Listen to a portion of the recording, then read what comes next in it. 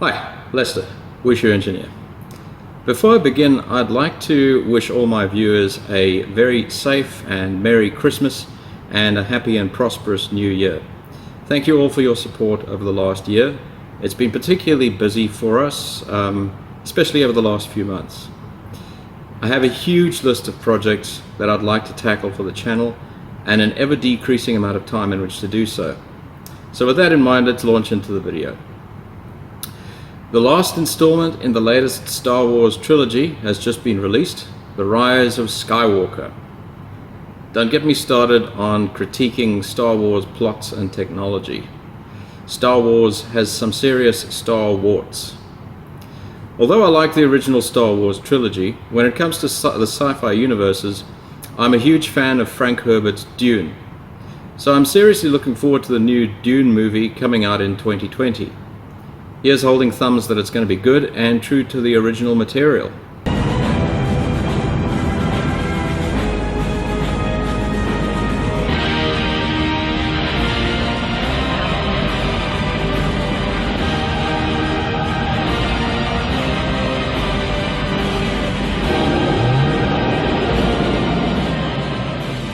Back to Star Wars.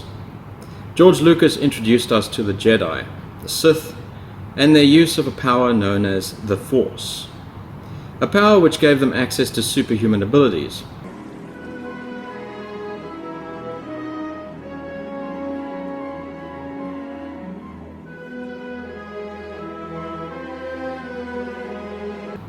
Abilities such as limited precognition, enhanced strength and speed, and if the latest installment is to be believed, physical healing and resurrection.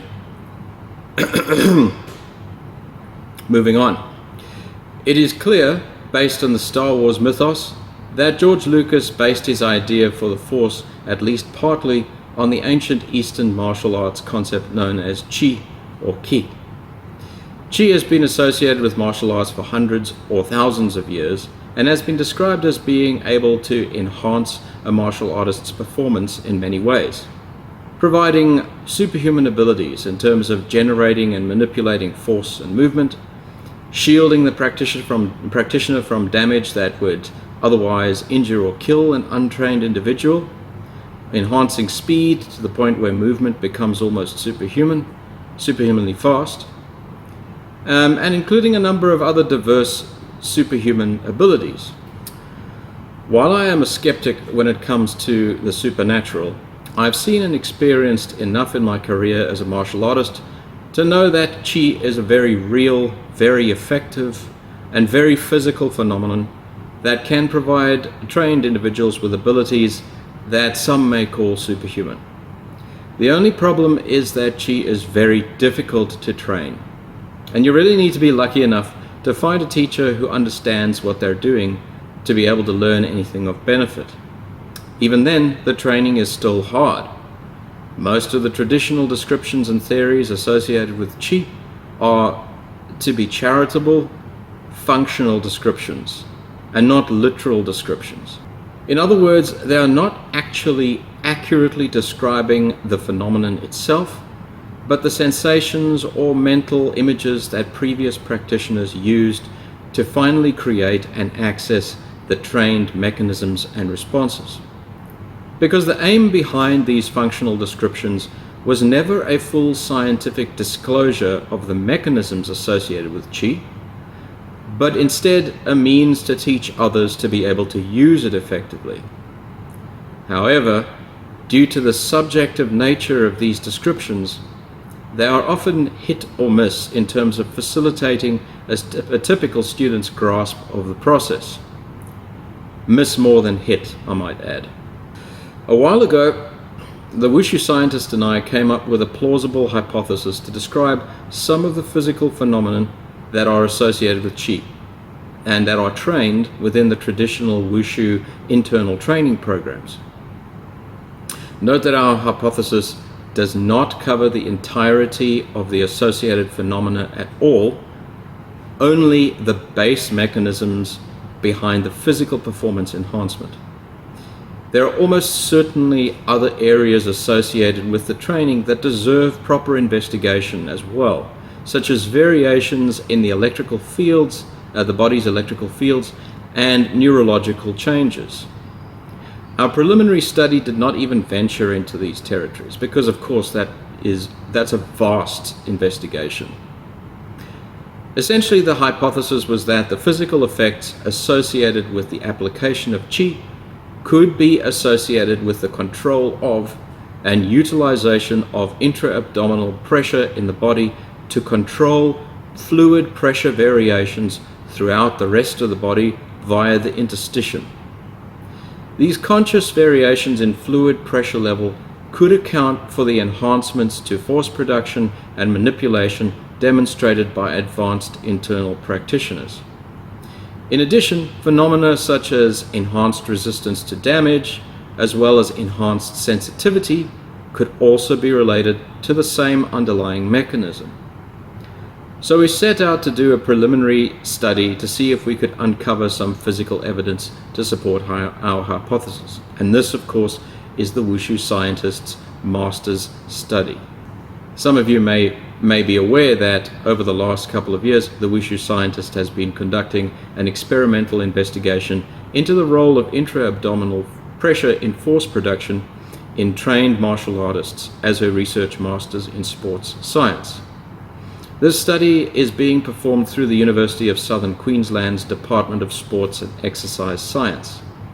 All of the testing was performed in USQ's Respiratory Physiology Laboratory, giving us access to equipment that can be used to monitor intra-abdominal pressure as well as force production during a series of simple movements. Although it gave us access to the equipment, the testing procedure itself was certainly not what I would call comfortable. Okay. All good? All good. Perfect. Alright, so let's make sure to save this, alright, as soon as we can do. And let's, if I get the catheter out, Yeah. alright, so we're going, let's just sneak just behind you. And then, Shelley, do you want to try and get the lung function stuff done as Okay, well? yeah. Alright, so when he's got the catheter out, literally just press start and then run through it, alright? Remember, stop it each time. Yeah. Okay? Well done. Okay, so just hold that underneath you. 3, 2, 1. Well done.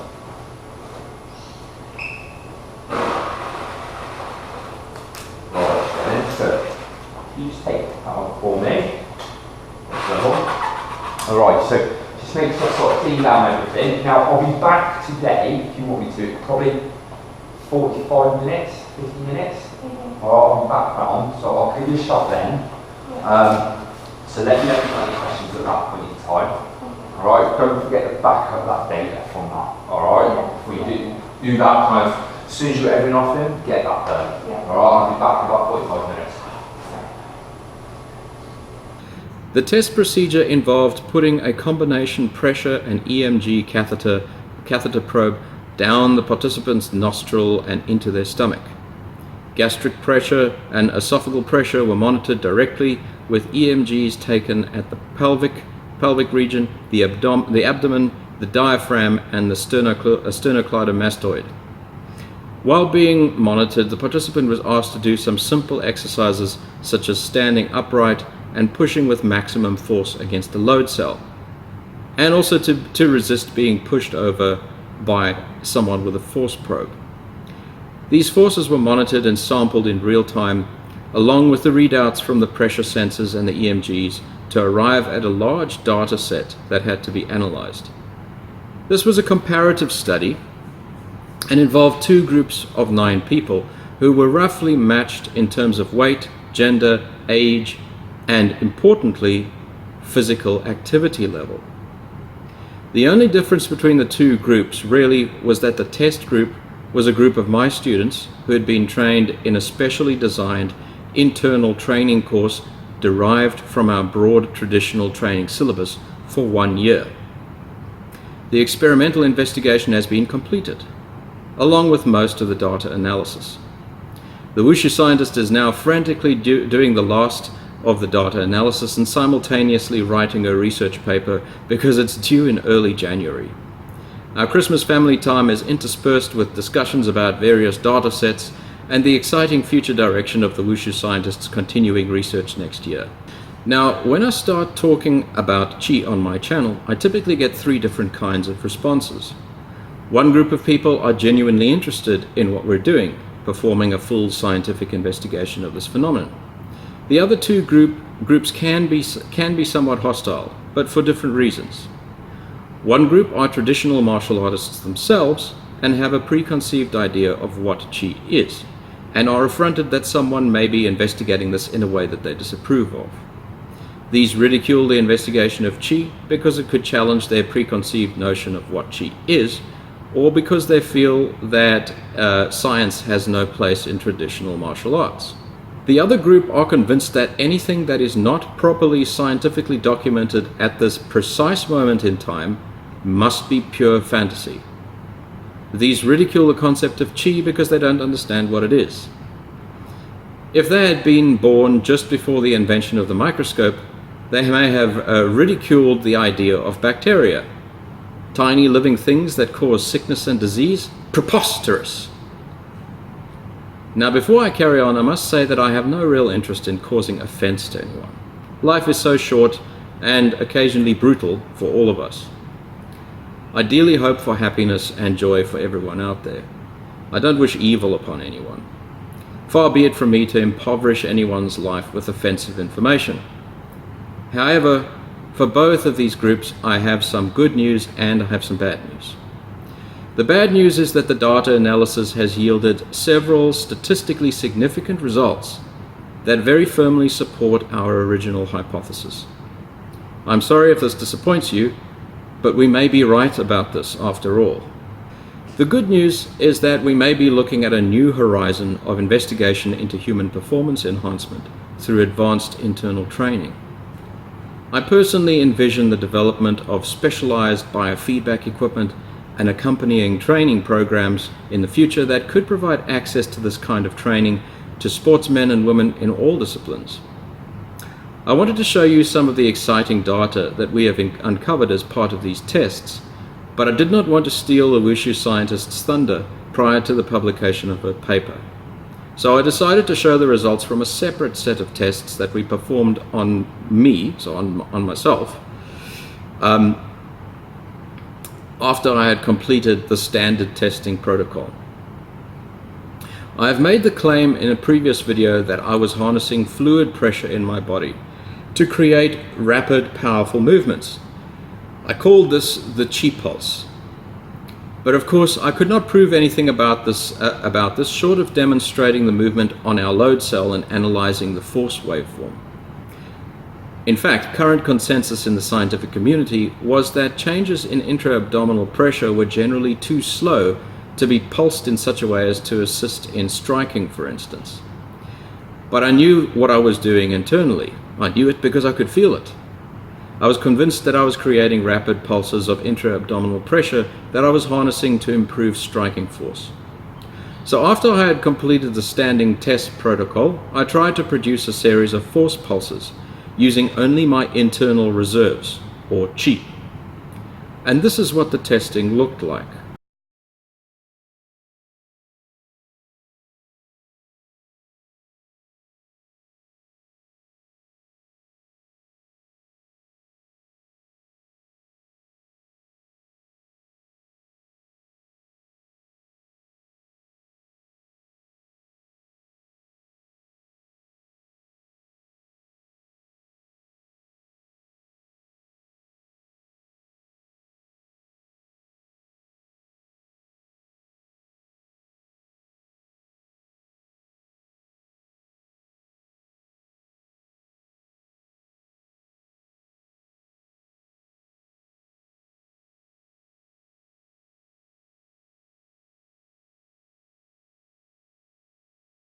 Sorry about the short-range side view of my not so flattering profile.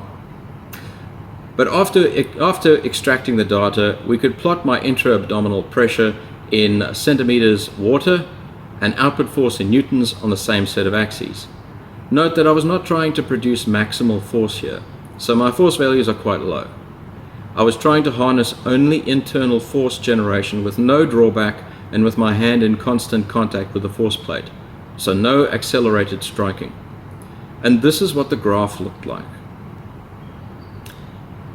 In this graph, the blue plot represents gastric pressure in centimeters water, and the orange plot represents force in newtons.